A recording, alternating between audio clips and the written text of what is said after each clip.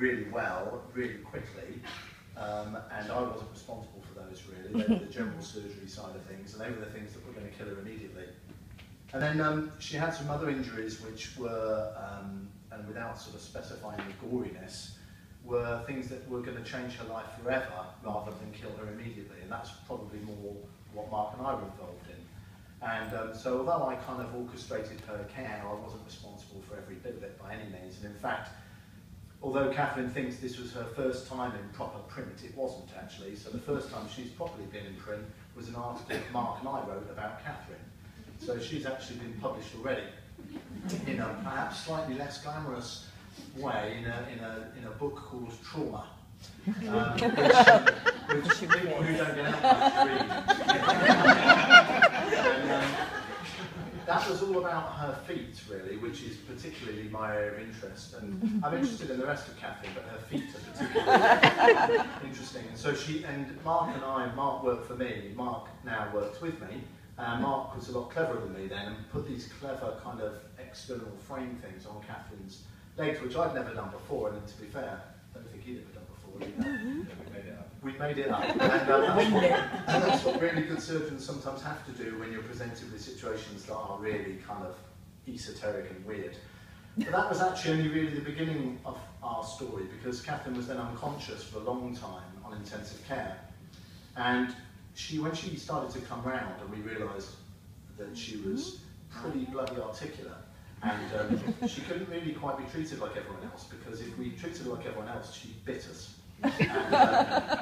And so we had to really do it carefully. And in fact, that's been the case all the way through, so I can't believe it's now over 10 years ago. And I'm amazed. I just said to Mark, I think it was in 2008, you know, before that, 2007, before that, 2004, geez. So she's come to clinic loads and loads of times, and you always know when Catherine's in clinic, because our clinic it's a trauma clinic, and we see a lot of patients very, very quickly. And it's not really very good in terms of patient confidentiality, because the cubicles just have curtains. If any of you have ever been to the fracture clinic at the Northern General, it's just got curtains, and a curtain is not enough to keep Catherine Littlewood at bay. so when she's in a room with the curtains across, I know she's there, and you know what her mood is too, because she's either got bits of her hanging out in a very gregarious, full-on, like the curtain goes back and it's just Catherine, or she's kind of sitting there quietly minding her own business and it's Catherine. And anyway, she has changed all of our lives. She's changed Mark and mine too, in terms of learning some surgery, but actually, and she probably doesn't know this, that actually she's changed the lives of loads of people subsequently, because I use her without her name all the time.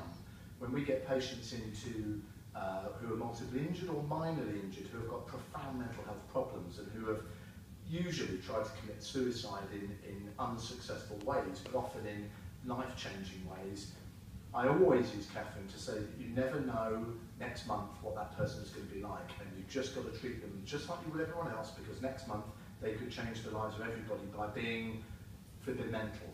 Yeah. And she has been, and is brilliant at that. And you know, so I use her all the time as an example to my colleagues and my trainees of, you've got to just get it right, because that person can just change and won't want to kill themselves next month or next year or the year after or for another 10 years or forever. And so, you know, put that together in the way you can. So I say that all the time. It sounds a bit cheesy, but it's kind of true too. So I don't know what else to say really. It's been a real pleasure, and it's lovely to know you, and you have changed all of our lives, and you are quite an exceptional person. You have made my life fucking hard at times. But we've moved past that.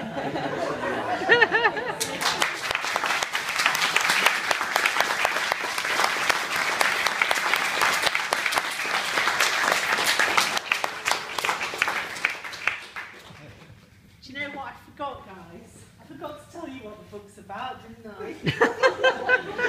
That was like on my itinerary number 2.